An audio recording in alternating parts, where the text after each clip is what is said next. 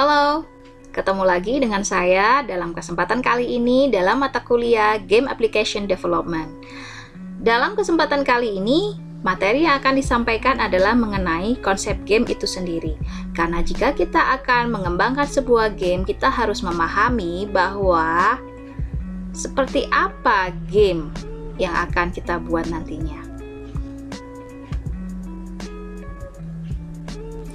Jalannya perkuliahan. Jadi perkuliahan ini nanti berjalan dengan 4 minggu pertama akan diberikan materi mengenai dasar-dasar dari bagaimana membuat game itu sendiri.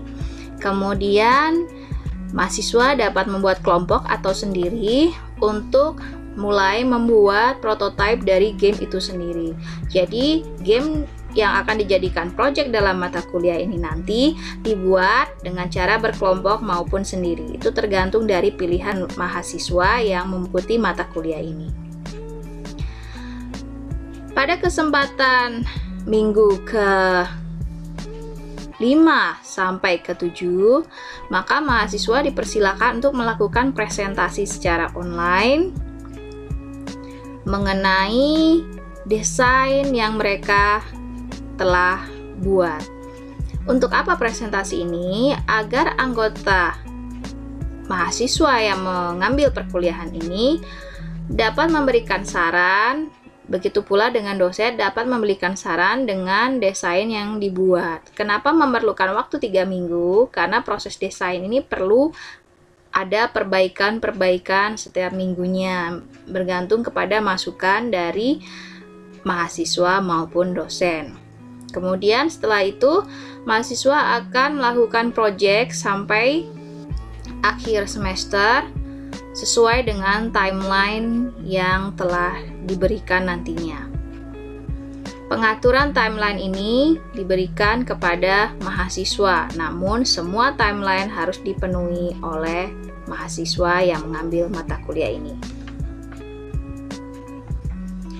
Konsep pertama adalah sebelum kita membuat sebuah game, maka kita perlu sekali memahami apa sih game itu sendiri, di mana game itu diawali dengan permainan atau bermain, seperti itu. Nah, di sini ada pemahaman mengenai apa itu play. Kita bisa membaca di sini, play is a free movement within a more rigid structure. Jadi bermain itu sendiri itu bukan hanya bebas saja gitu. Berarti pergerakan bebas atau sesuatu yang bisa kita atur, tapi di situ juga diperlukan ada structure, rigid structure. Jadi ada sejenis tantangan atau rule yang perlu diselesaikan. Jadi walaupun pergerakannya bebas, tapi harus ada challenge atau tantangan atau aturan yang perlu untuk diselesaikan. Tapi harus diberikan ruang pergerakan bebas itu sendiri.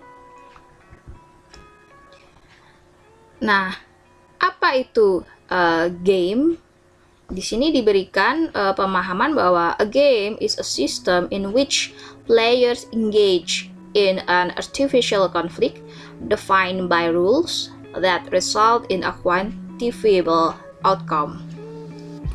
Jadi di sini diberikan bahwa game adalah sebuah sistem di mana pemain itu memiliki sejenis kontrak ya, memiliki keterkaitan dengan adanya konflik kecerdasan. Kita bisa bilang ini sebuah tantangan di dalam game yang didefinisikan berdasarkan aturan main dari game itu sendiri, di mana hasil dari permainan ini bisa merupakan sesuatu yang bisa dihitung gitu. Ada yang bisa dihitung. Jadi sejenis tidak bisa subjektif ya. Jadi sebisa mungkin hasilnya adalah sesuatu yang objektif, bisa dihitung. Nah, di sini diberikan bahwa game theory is the formal study of conflict and cooperation. Jadi dalam membuat game, kita perlu mempelajari mengenai konflik atau tantangan yang bisa kita buat dan bagian mana yang bisa dibuat dibuat kerjasama gitu. Jadi ada kombinasi dalam pembuatan game itu sendiri. Jadi bisa individu, grup, atau perusahaan. Kemudian di dalam pembuatannya kita perlu untuk memahami tentang bagaimana formulasinya, strukturnya, menganalisa, dan bagaimana membuat skenarionya itu sendiri. Jadi ada beberapa hal nanti yang perlu untuk dibuat dan didesain. Kemudian lanjutan dari game theory juga ada tujuan dari game theory itu sendiri, yaitu the central purpose of game theory is to study the strategic relations between supposedly rational players. Jadi di sini diperlukan bahwa game theory itu adalah pembelajaran atau belajar bagaimana hubungan relasi antara strategi terkait dengan si pemainnya. Jadi objek yang ada di game teori itu sendiri adalah game. Jadi kita juga harus pahami juga ya teori-teori game seperti apa, konsep game seperti apa, kemudian apa itu inti-inti dari game. Itu penting sekali sebelum kita membuat game itu sendiri. Nah, di sini diberikan pemahaman bahwa dalam sebuah game itu perlu ada interaksi yang melibatkan pemain itu sendiri, dimana sebenarnya ada juga game yang dimainkan oleh satu pemain, yaitu disebut dengan decision problem. Nah, di sini apa itu computer game sendiri? Jadi di sini pemahamannya adalah computer games are program that enable player to interact with virtual game environment for entertainment and fun. Nah, kita bisa ambil di sini bahwa inti dari game itu sendiri adalah computer game ya. Ada interaksi antara pemain, kemudian ada lingkungan virtual dari game itu. Kemudian game harus menghibur dan menyenangkan. Seperti itu. Karena kalau game tidak menyenangkan, orang akan malas ya untuk memainkannya. Seperti itu.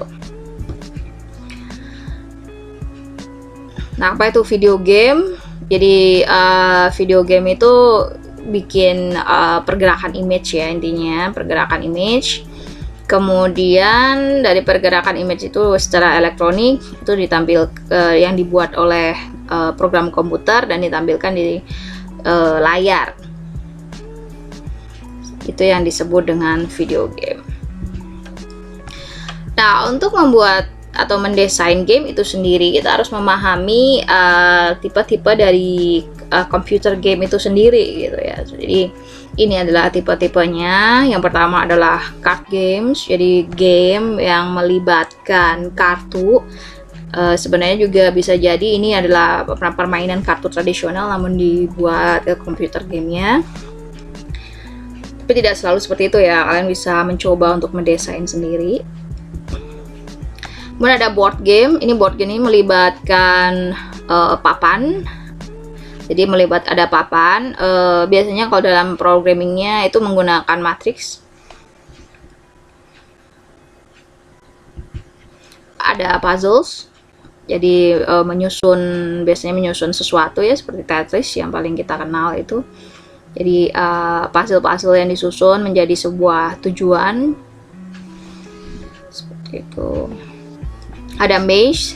Maze ini labirin, jadi penyelesaiannya adalah kadang dari dari menemukan jalan keluar atau survive dalam perjalanan keluarnya. Karena di dalamnya biasanya ada musuh gitu ya, atau kita butuh mengumpulkan makanan di dalamnya. Intinya biasanya sih mencari jalan keluar untuk maze. Kemudian ada fighting. Nah, fighting ini biasanya karakternya ada beberapa karakter yang di situ dibilang fight hand to hand gitu ya. Jadi biasanya ada jurus, ada seberapa kekuatan seperti itu. Bahkan ada nyawa ya, atau darah dibilangnya di situ. Nah, jadi fighting ini kental dengan sejenis violent ya. Jadi kekerasan dalam game. Maka kalau kita membuat game yang tipenya adalah fighting, sebaiknya kita membatasi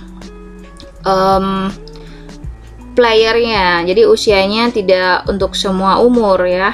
Karena seperti misalnya anak kecil terlalu rentan menyerap sesuatu yang kurang baik gitu. Jadi perlu ada mungkin pembatasan usia untuk pemain di game dengan tipe fighting.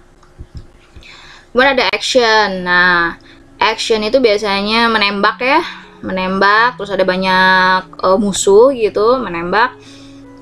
Lalu biasanya misinya itu ya sebanyak-banyaknya menembak musuh atau mematikan musuh seperti itu. Ini juga termasuk game yang bisa jadi violent ya. Jadi perlu ada pembatasan usia.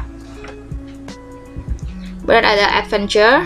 Nah, adventure ini biasanya ada misinya. Kita harus misalnya menemukan 7 bola Dragon Ball kayak gitu ya. Terus tapi di dalamnya tuh biasanya ada juga misalnya di posisi lingkungan ini ada musuh dengan jenis ini dan kita harus survive dari musuh-musuh itu. Sejenis itu. Jadi biasanya ada dibekali oleh senjata kayak gitu. Bagaimana bisa selamat sampai mendapatkan misalnya yaitu tadi 7 bola naga, seperti itulah. Jadi ada misinya. Biasanya ada tantangannya juga di dalam. Jadi perlu ada desainnya dan adventure ini biasanya punya banyak background ya, punya banyak lingkungan background. Jadi biasanya kalau di posisi lingkungan ini level ini seperti apa, kalau di level ini seperti apa. Jadi ada ceritanya gitu. Nah, kemudian ada role playing. Role playing ini ada cerita dari depan ke belakang. Jadi pemain itu perlu diberikan pengalaman mengenai urutan skenario yang urutan skenario yang sudah didesain gitu. Jadi ada pengalaman di situ kayak Final Fantasy itu ada ceritanya ya. Ketika di scene ini tuh seperti apa. Biasanya sih juga role playing ini suka diambil dari itu ya, film anime maupun film yang sesungguhnya. Jadi ini role playing itu bertujuan untuk memberikan pengalaman kepada pemain dengan cerita. Jadi cerita yang alurnya sudah diarahkan dari awal gitu ya. Kemudian ada strategi. Nah, ini biasanya untuk game-game perang ya, mengatur strategi gitu. Nah, ini juga terkadang termasuk ada kekerasan juga ya. Jadi game-game yang mengandung kekerasan perlu ada pembatasan usia, kecuali kayak chess gitu ya. Terus Monopoly itu mungkin enggak ya. Monopoly biasanya dimainkan anak-anak juga sih. Ya, itu perlu ada studi untuk pengukurannya. Jadi kita membuat game itu bukan untuk merusak umat manusia, tapi bagaimana memberikan manfaat supaya manusia itu hidup bahagia gitu. Jadi ada misinya juga. Jadi jangan hanya untuk money gitu ya, hanya untuk uang gitu. Jadi perlu ada pertimbangan di sini bagaimana kita memberikan manfaat dengan mendesain game atau membuat game. Kemudian ada sports. Nah, ini biasanya mengkomputerkan olahraga yang nyata ya. Kemudian ada simulation. Nah, simulasi di sini ada 2, ada management simulation sama training simulation. Jadi kalau management simulation itu seperti membangun kota kayak gitu ya, terus misalnya bercocok tanam, bagaimana dengan resource yang ada kita bisa membangun kota atau bercocok tanam seperti itu. dan menghasilkan penghasilan yang lebih besar seperti itu kalau di management simulation. Nah, kalau misalnya training simulation itu bisa seperti misalnya berlatih menyetir mobil. Kalau di kalau di bidang kesehatan juga setahu saya ada game untuk melakukan bedah ya. Jadi bisa tahu gitu bagian mana yang akan dibedah gitu. Ini latihan untuk dokter bedah. Jadi sejenis itulah. Atau misalnya juga mungkin game untuk mengoperasikan komputer, kalau misalnya untuk pelatihan penggunaan komputer seperti itu. Nah, ini bagus ya untuk membantu cara berpikir gitu. Namun tetap ya, inti dari game adalah jangan sampai membuat orang itu kecanduan game itu sendiri sih. Jadi kita harus tetap berusaha ketika mendesain sebuah game atau membuat sebuah game, bukan untuk menjerumuskan pemainnya gitu, tapi memberikan entertain dan fun. Itu tadi konsepnya, seperti konsepnya. Kemudian sebelum kita membuat desain game atau membuat game itu sendiri, kita harus memahami juga bagaimana jalannya industri game itu sendiri. Jadi industri game itu sendiri lumayan menguntungkan ya. Jadi di tahun 2018 itu pendapatan dari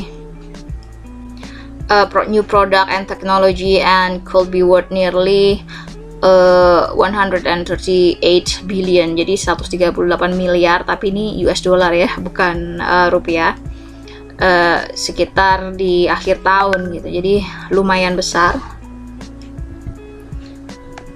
Nah, ini kalian bisa baca ketik di slide-nya ya ketika nanti ada waktu. Jadi intinya perusahaan-perusahaan terkenal seperti Facebook, Microsoft gitu ya, itu juga mencoba untuk membeli perusahaan-perusahaan game itu sendiri gitu. Jadi mereka juga bagian ada bagian dari anak perusahaan mereka juga itu yang berurusan dengan pembuatan game.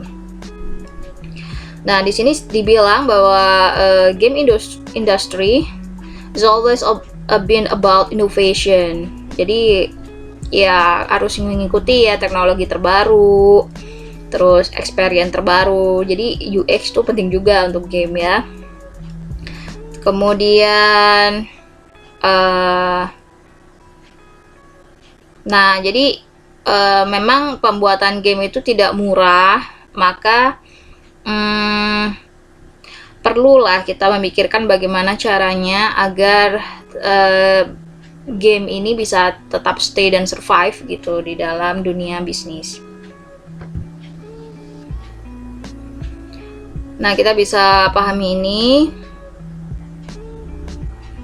Jadi untuk membuat game itu menarik, kita juga harus memahami tren yang sedang terjadi ya. Misalnya kalau misalnya ada TV atau acara TV atau misalnya musik atau misalnya film yang lagi tren, kita bisa mengangkat atau mengambil ide dari yang sedang tren itu untuk diangkat sebagai game gitu. Jadi kita juga harus perlu memahami ini, karena ketika kita membuat produk untuk konsumen, maka kita perlu memahami kebutuhan dari konsumen itu, baru kita memberikan solusi dengan ide kita untuk diberikan kepada konsumen. Karena kalau konsumen tidak merasa butuh dengan produk yang kita tawarkan, mereka tidak akan membeli atau tidak akan mengeluarkan effort untuk membeli produk kita, seperti itu.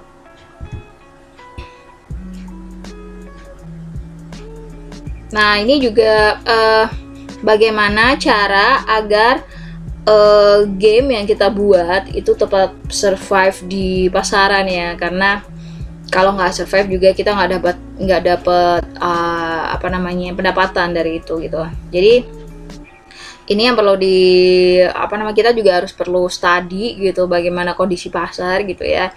Nah, di sini diberikan rambu-rambu. Jadi perlu kita memikirkan bahwa entertainment software is interactive. Jadi perlu sekali bahwa kita memahami ada proses interaktif dari game kita dengan pemain yang membuat mereka tertarik untuk terus bermain gitu. Bukan untuk kecanduan ya, maksudnya terus di sini itu senang dengan game kita.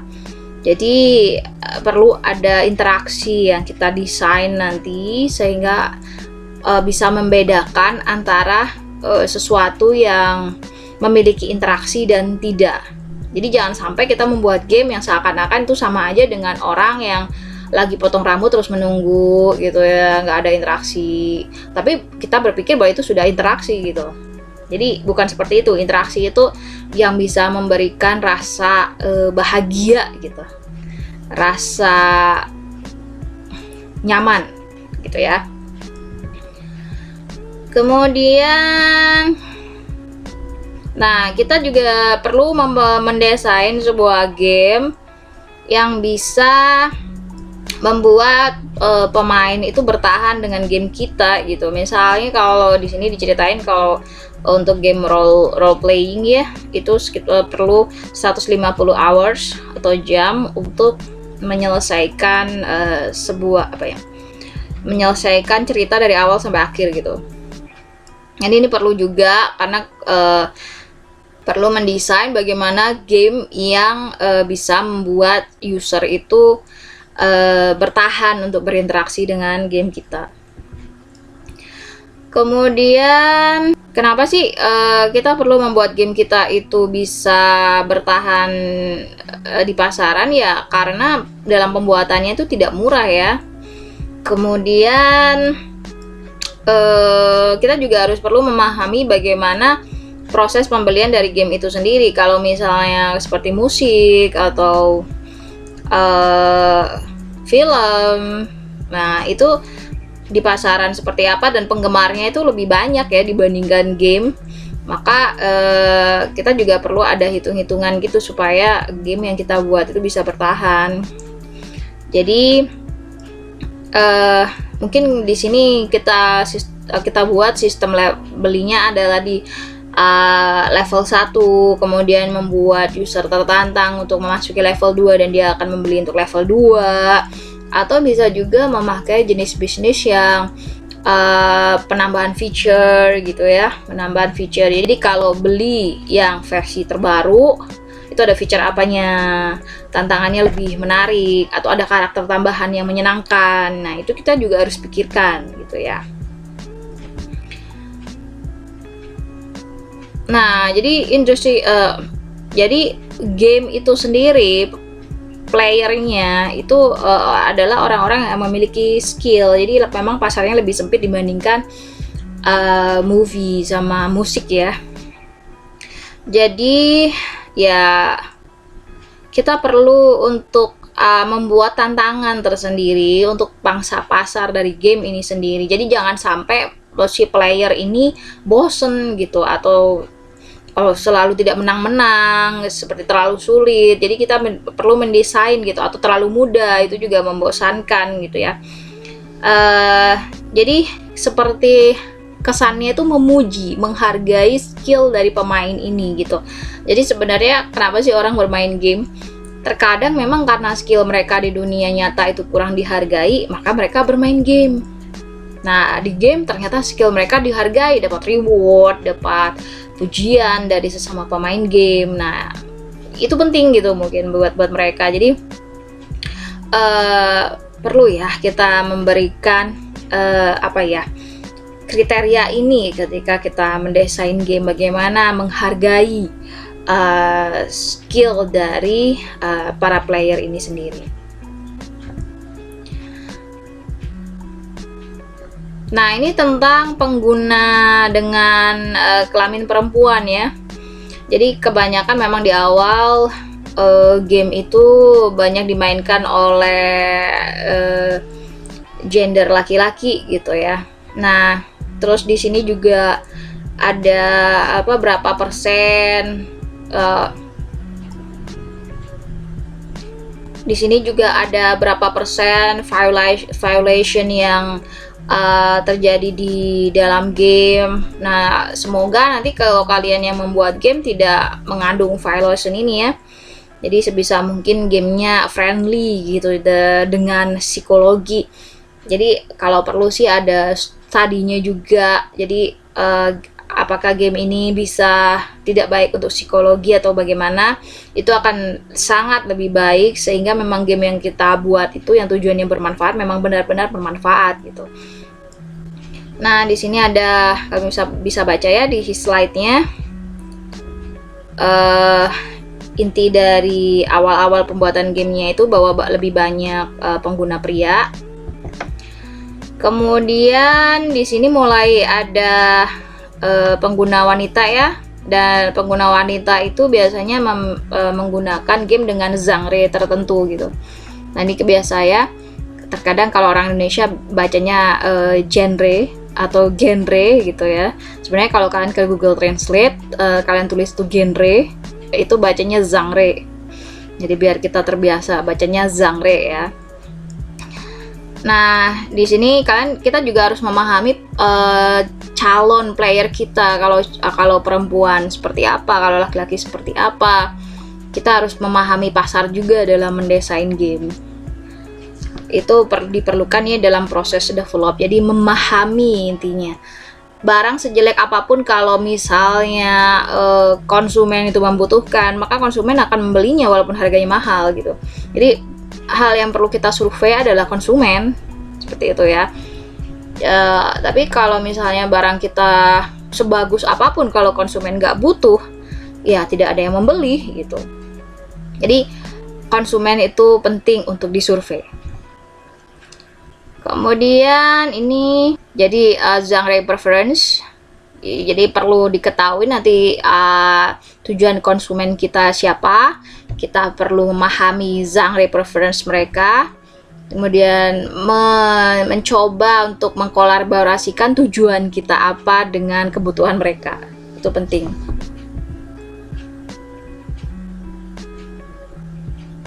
Nah, ini survei-survei yang nanti mungkin kalian juga perlu lakukan ya. Ini tentang seberapa banyak pengguna game untuk genre tertentu atau tipe game tertentu gitu. Jadi kita harus pahami juga kira-kira pasar yang akan kita bidik itu seberapa gitu. Oke, sekian untuk materi di kesempatan ini. Minggu depan kita akan bertemu dengan bagaimana mendesain game. Semoga bermanfaat untuk materi hari ini. Sampai jumpa.